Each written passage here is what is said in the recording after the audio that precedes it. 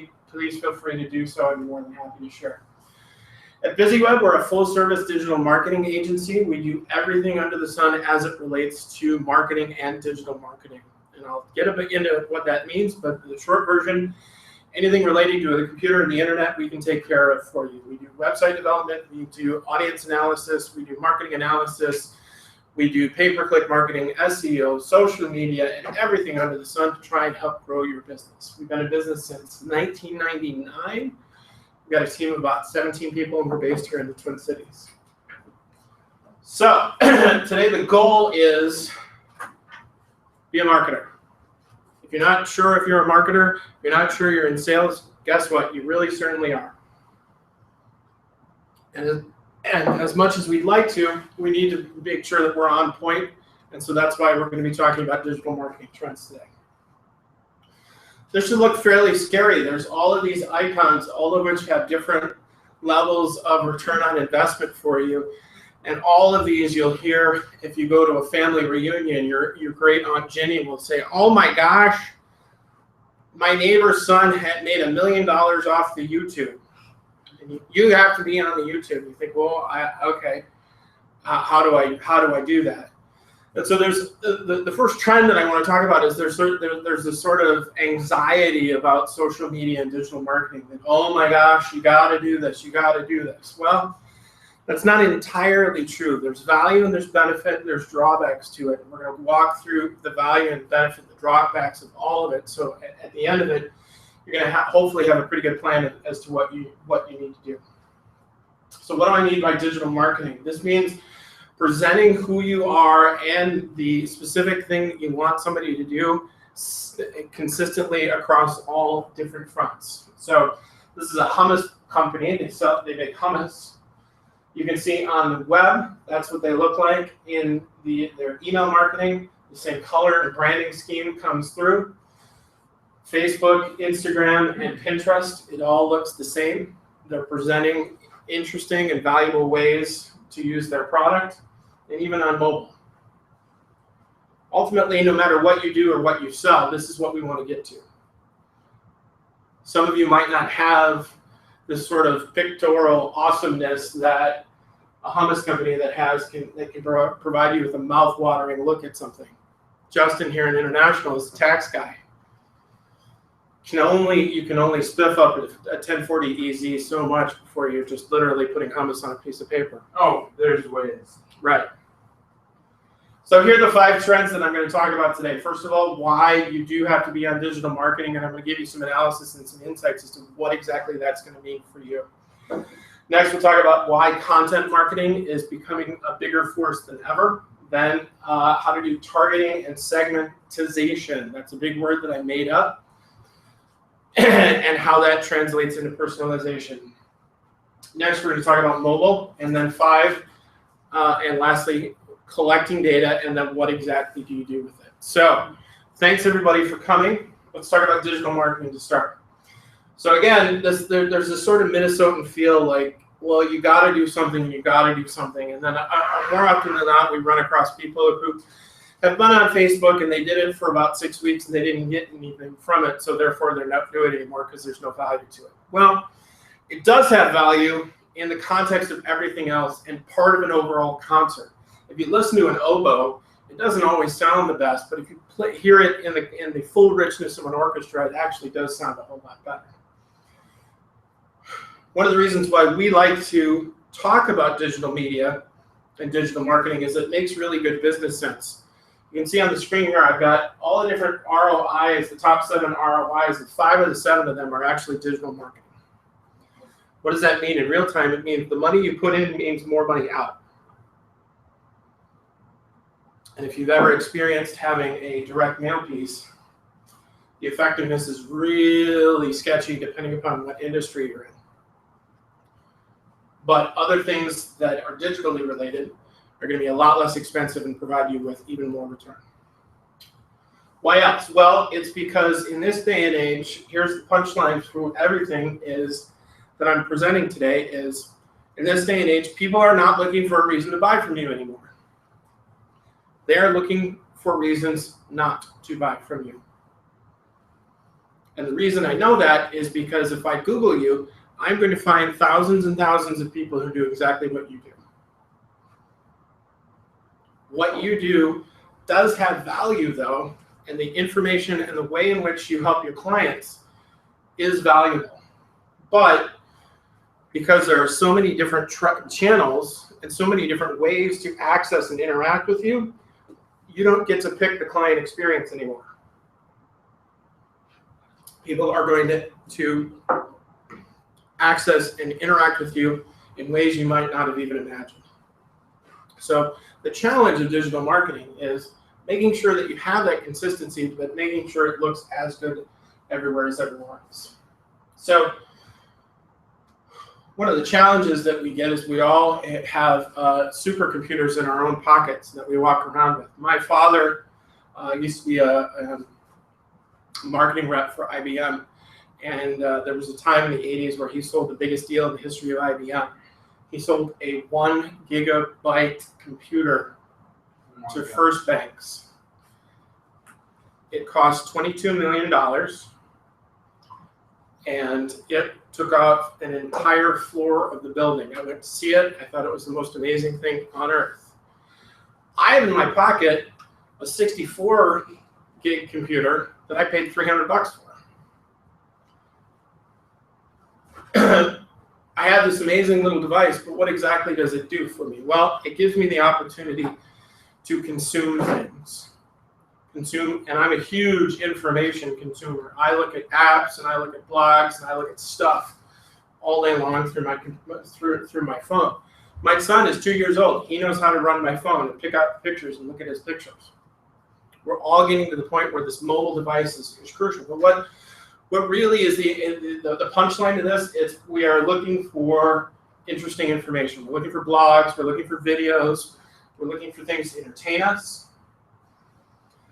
We're looking for things on all different platforms, on mobile platforms, on tablets, on smart TVs. My Xbox, you can watch YouTube videos on my Xbox. And we try out new social channels all the time, things like Snapchat, things like Vine. Everybody know what Vine is? Vine is a program that offers 7-second videos. That's it, 7-second videos. My favorite Vine ever is a guy driving a car, and he's playing the Carrie Underwood song, Jesus Take the Wheel. And then all of a sudden, Jesus comes in on roller skates and leans in the window. It's not very business savvy, but it's pretty funny because it's only 7 seconds. So at the end of the day, we have all of this stuff and all of these ways in which people are going to be looking to eat our data and eat our experience and really want more and more and more. And they're doing it in all these different places. So then the next logical question is, well, which one is right for me? Which grouping is right for me? And my answer is simply, I don't know. It's completely different for everyone. Who your audience is and where they're at is a completely different experience for everyone else. For every single one. Everyone in this room, everybody who can hear me. Your audience is specific to you. Your job as a marketer and as a small business owner is, first of all, figure out where they're at. So how do we do that? Well, as we're looking at which social networks to figure out where do I need to be, obviously the first question is, how much time does it take to do those things? Do I have to spend hours every single day, or can I do about 15 minutes of it? How many people can I leverage in my own company to do this? Can I get content from customers? Can I get content from my employees? Is it hard?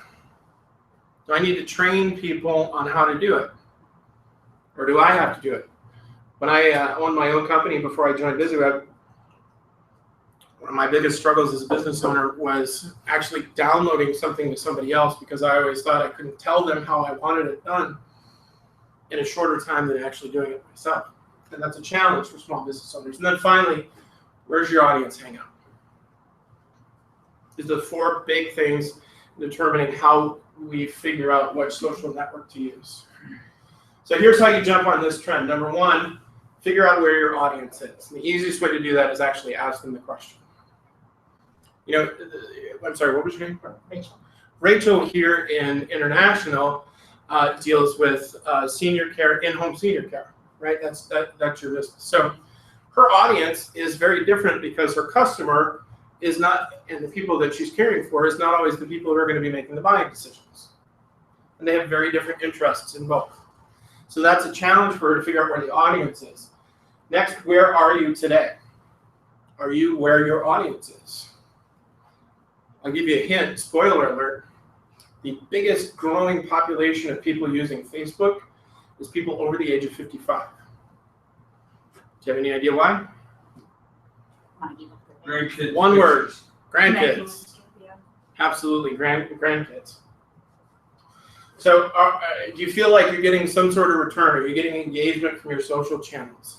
And really from your digital marketing on the whole. And that's including your email marketing and your social media marketing or even your website.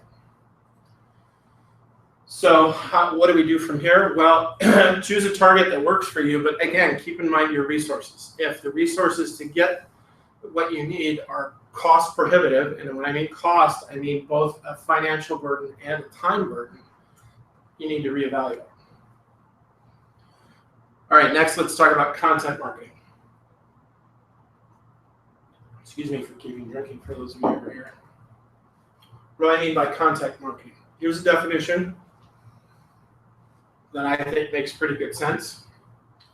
There are a couple of things that are relevant here. Valuable, relevant, and consistent action.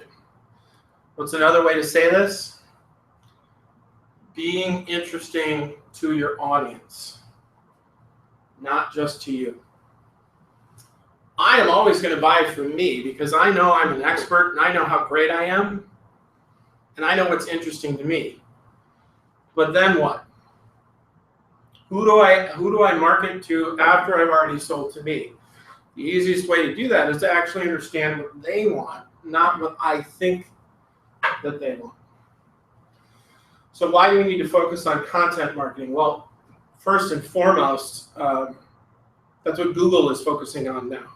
And so since Google is sort of the big 600-pound elephant in the room, excuse me for mixing metaphors there, we want it, it's incredibly valuable to continue to focus on presenting new content both to Google and to our audience. Here's some frightening statistics. 57% of purchase decisions are made nowadays without talking, excuse me, before a customer even talks to a real person. They're looking at your social channels, they're looking at your websites, they're looking at reviews.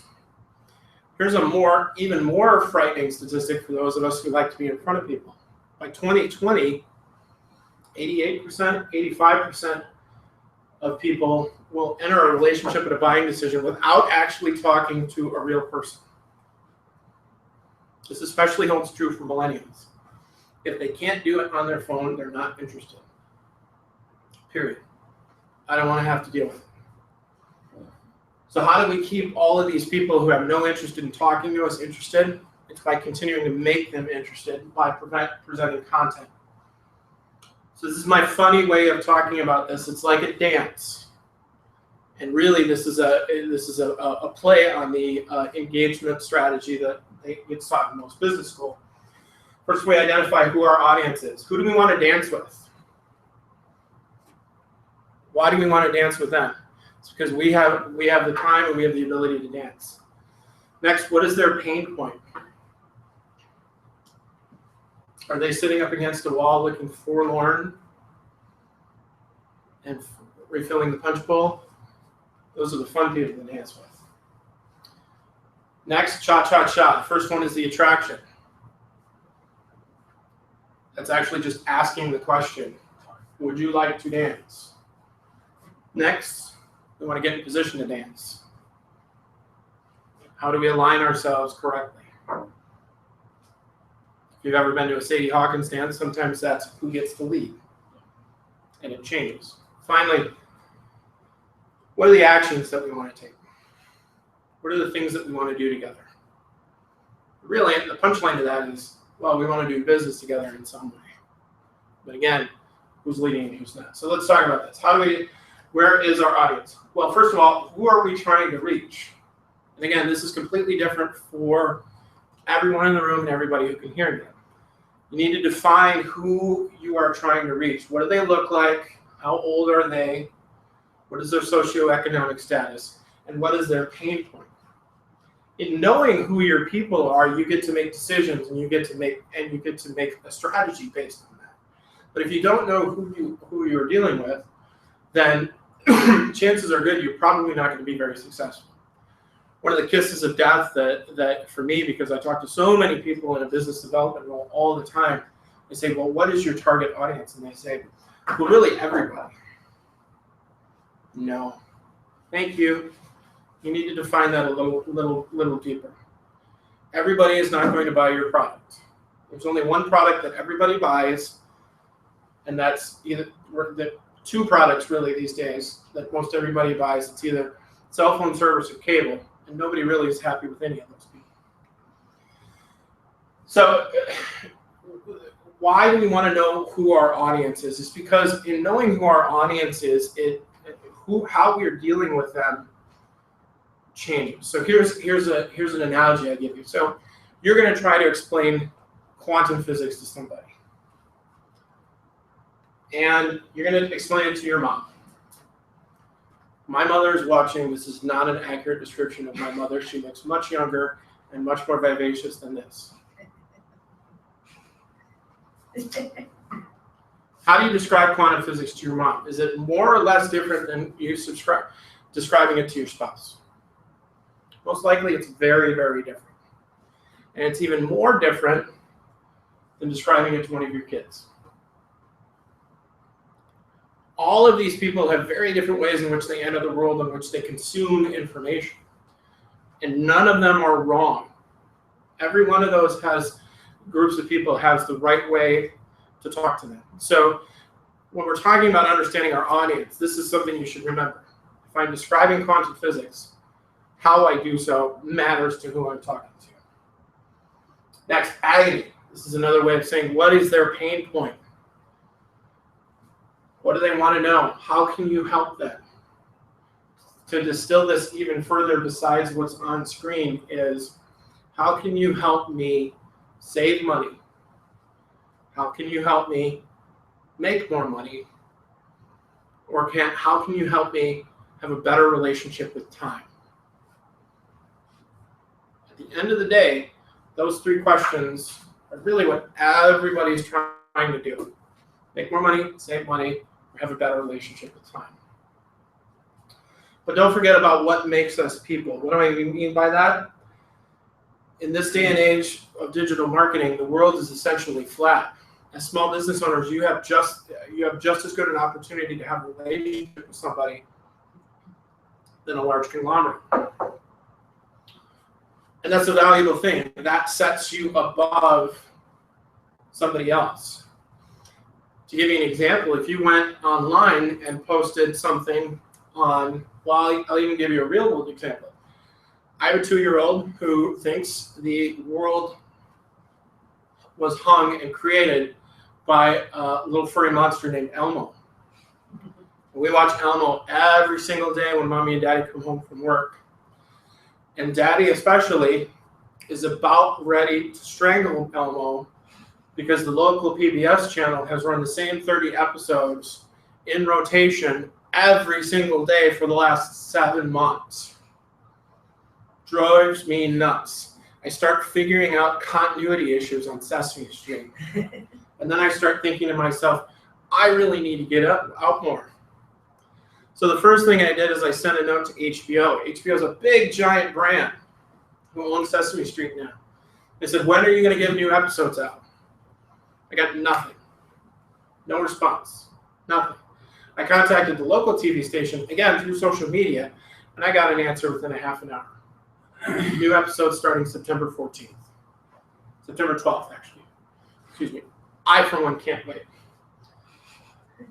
This is important because it's what's important to me right now. As silly and juvenile as that example might be, it's what's important to me. And so there is more than just business decisions to be had. To put this another way, how many times have you ever purchased something from somebody you don't like? Nobody's really raising their hands madly.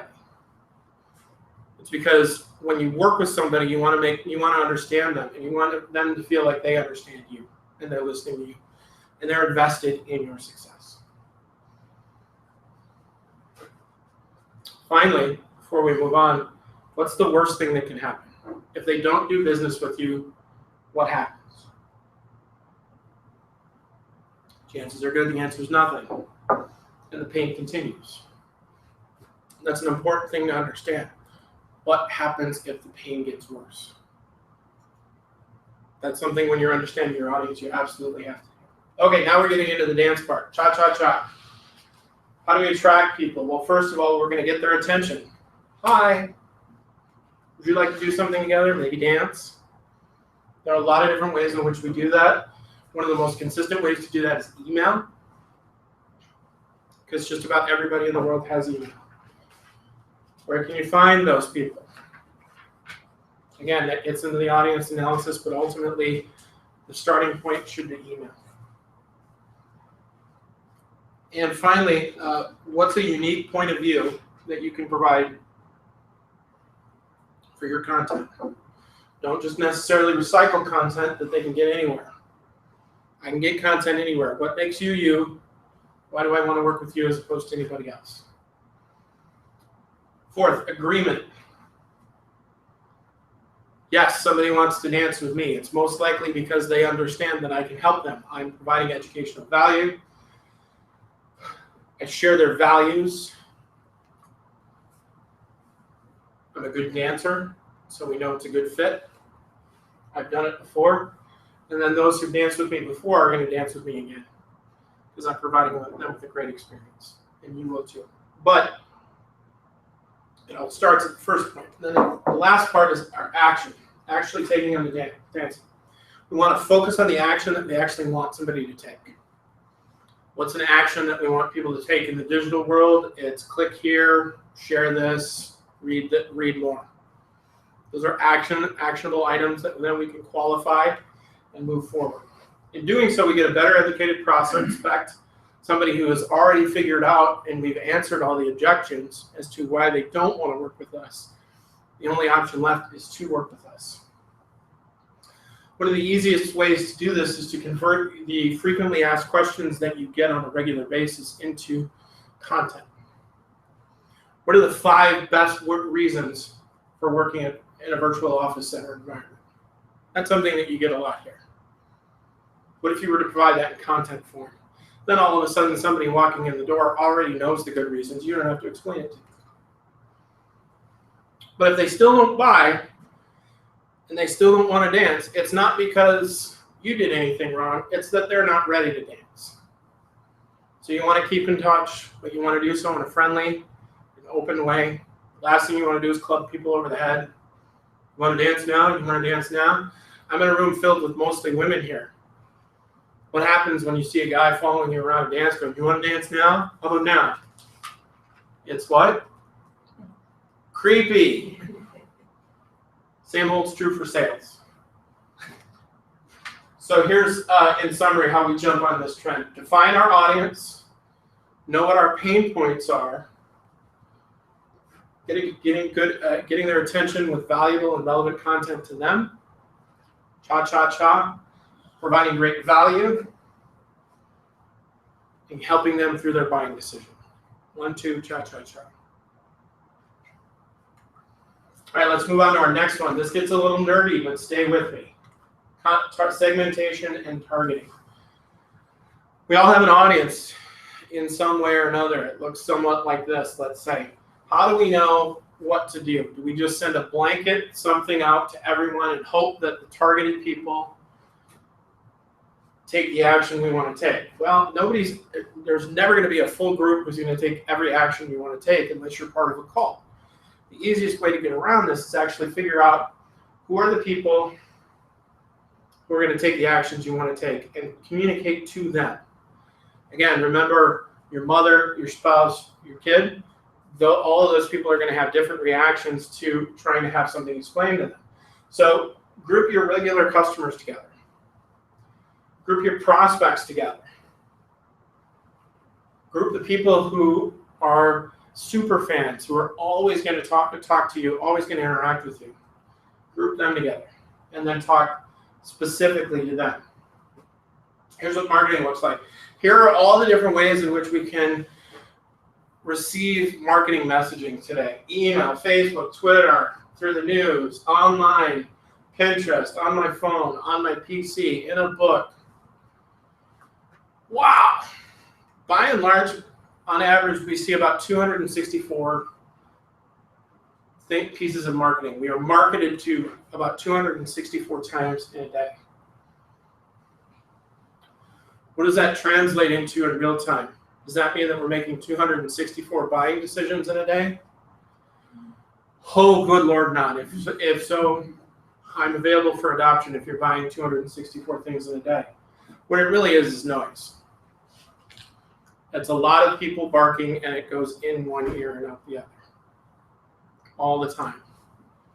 So how do we avoid being noise? Well, there's a couple of statistics to keep in mind. 40% of consumers buy more from people who personalize the shopping experience. Instead of getting an email that isn't addressed to anyone from info@ABC company, have it be a real name. So you feel like you're talking to a real person. Because the punchline to that is 56% of all people will shop again and again with people who are provided a great personalized experience.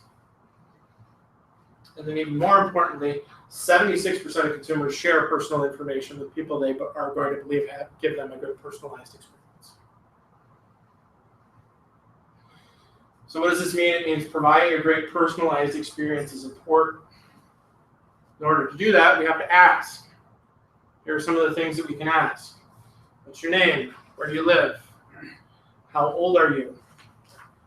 What are your interests? When do you buy? How many times do you buy? When are you next going to buy? What social media channels do you use? Do you like coming to events? What devices you use?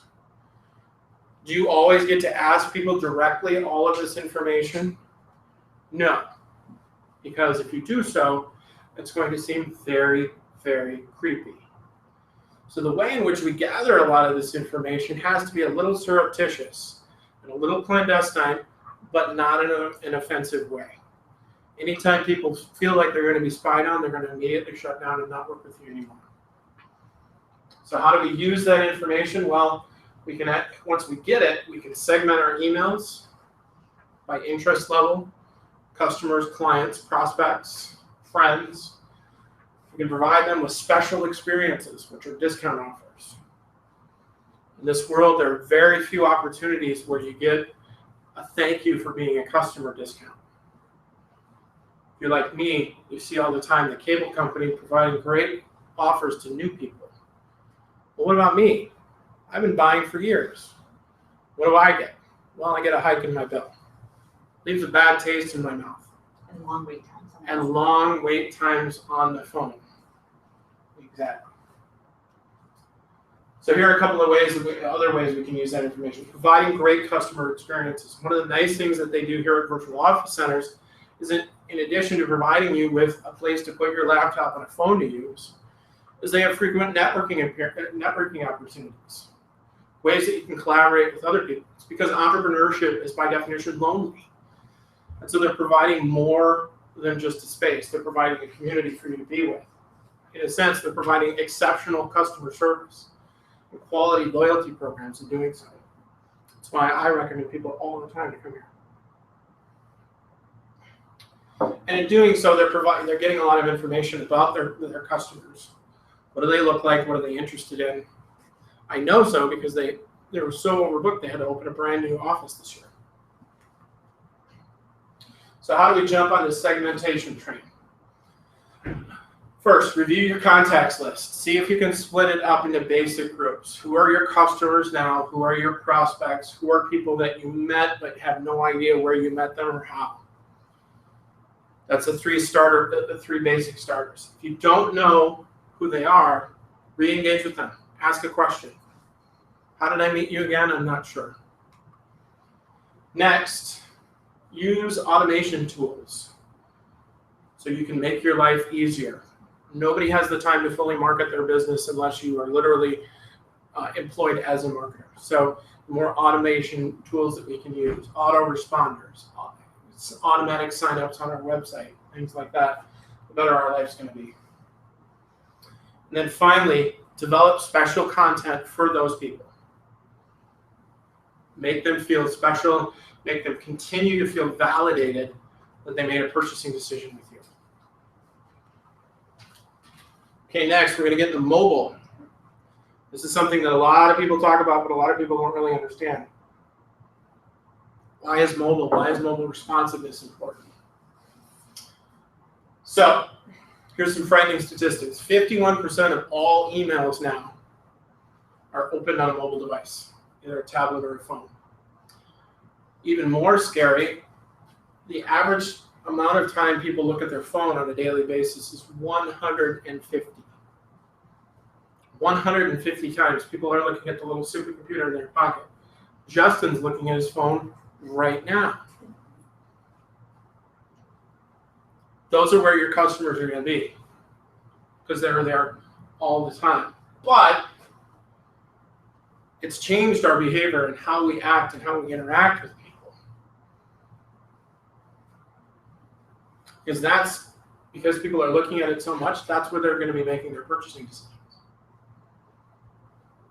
That's where they're going to find you. How many times have you ever gone home, opened up a bottle of wine, sat on the couch, pulled out your phone, pulled up your Facebook page, and one of your friends asks a very simple question. Does anybody know a good plumber? Happens all the time. That's somebody who's looking to make a buying decision.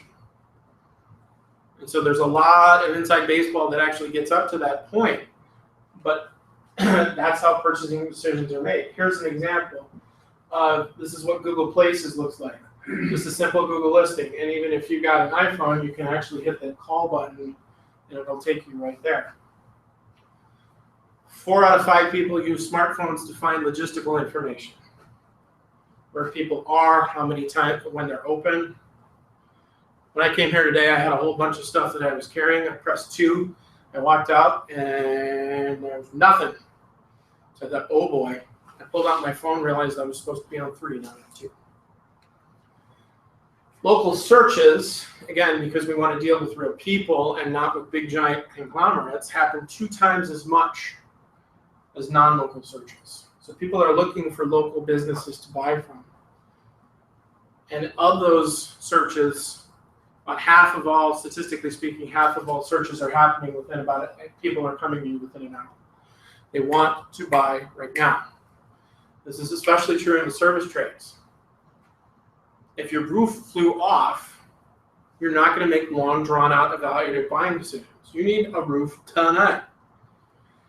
If you are standing ankle deep in water in your basement, you're not going to be asking a lot of people and asking for references of your plumber. You need it fixed and cleaned up right now.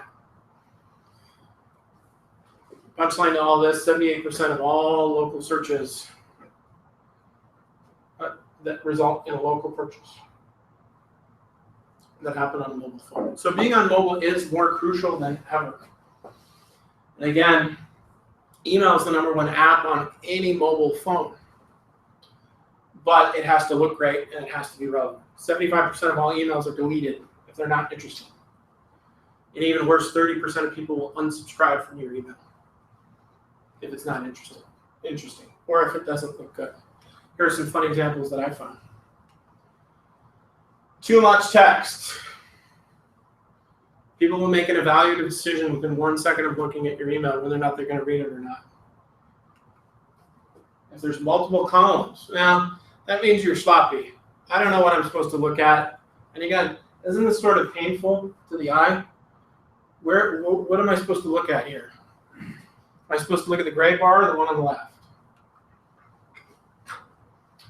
Off-screen images, where it only shows half of something. Well, okay. So then I have to scroll over, and then I can't just read it and go. I have to actually think about it. I don't want to do that. Tiny fonts. I just turned 40. This is becoming increasingly more relevant to me. I can't stand tiny fonts. I'm the guy who's now starting to hoard flashlights in different parts of my house so I can always see stuff because my eyes are going bad. Or a hard to read call to action. Call to action needs to be front and center. What do you want somebody to do by reading this email? Period. That needs to be the first thing because you've got 2 seconds to get them to do it. So how does mobile work for your business? Well, by and large, a lot of people are using mobile because they want to feel special and they want to feel validated when they're looking for something. They want to have a discount experience of some kind, or they want to have a good experience of some kind. So that manifests itself in a lot in trackable coupons. But even this is getting old because now people are wanting to have that validation to stay a customer. Just keep in mind, one simple Google search will provide your customers a whole lot of people who do what you do and who are just as happy to take you on as a customer. So how do we encourage that engagement piece on a mobile device? Well, we want to have some things like opt-ins on our website. Can you follow us on Facebook? Would you like to? Check-ins on social media, things like Instagram, things like Facebook, things like Foursquare. Sharing content creation and reviews, good reviews that happen. You want to celebrate the good stuff that the customers are providing to you. How about mobile advertising? Is that helpful? Well, it has its place.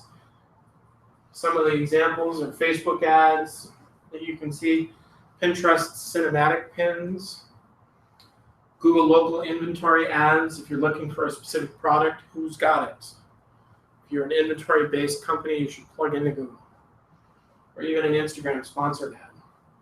These have varying degrees of success depending upon what you do. If you're business to business or if you're business to consumer, I wouldn't necessarily say go into this wholeheartedly. It's something to think about, though. So how do we jump on this mobile trend? Well, first of all, we need to figure out what is our mobile experience. Is it great across all of our platforms? If not, you have some technical work you need to do.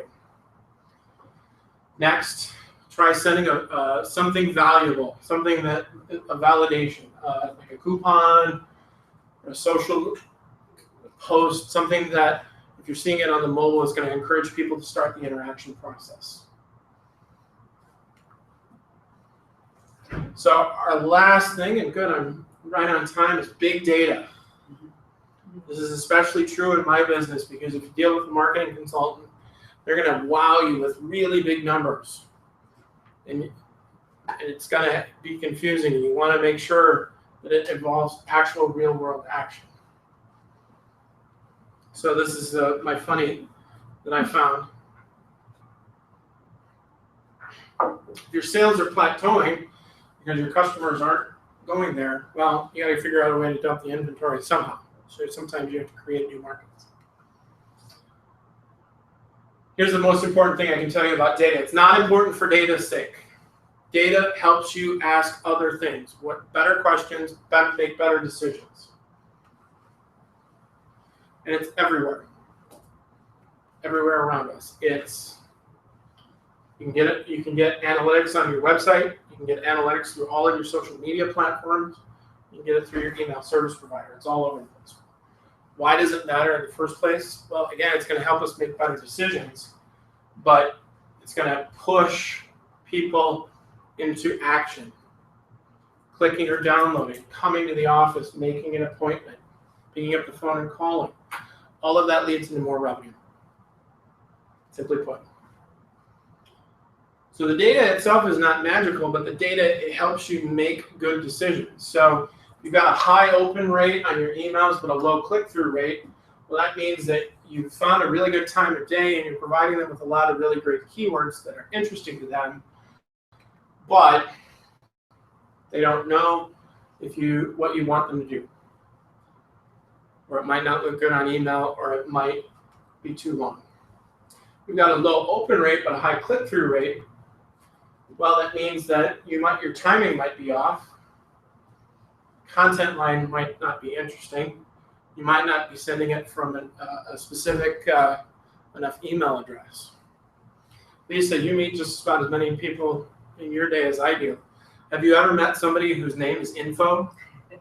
Many. Many. You got a lot of emails from Info, but never a real person, right? So be a real person.